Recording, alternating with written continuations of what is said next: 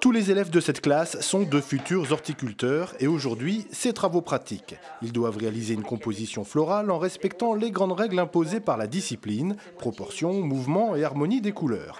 Pour y parvenir, ils vont utiliser la star du lycée, une fleur délicate qu'il faut manipuler avec respect.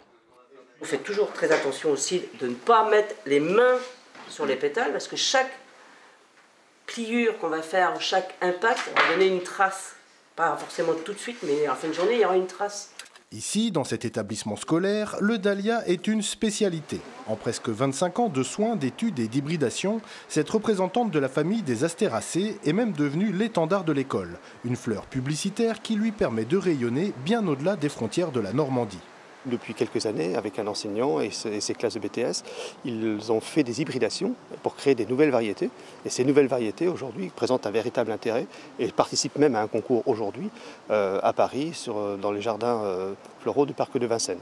Vous pourrez de vos propres yeux apprécier la maîtrise des élèves dans la science des fleurs. Et si vous tendez l'oreille, vous pourrez peut-être même y récolter quelques conseils pour votre jardin. Il faudra que vous arrachiez votre dahlia une fois qu'il a fini de fleurir, plutôt fin septembre, octobre, voire novembre plus tard, avant les premières gelées. Ramassez votre bulbe à l'intérieur dans un endroit hors gel, sec, pour pas qu'il moisisse, et vous pourrez le replanter à nouveau l'année suivante. Pour tous ceux qui ne pensent pas avoir la main assez verte, les dahlias du festival sont accessibles à la vente sur commande. Il paraît que les plus sages sont même autorisés à en cueillir quelques-uns pour repartir avec un bouquet de couleurs.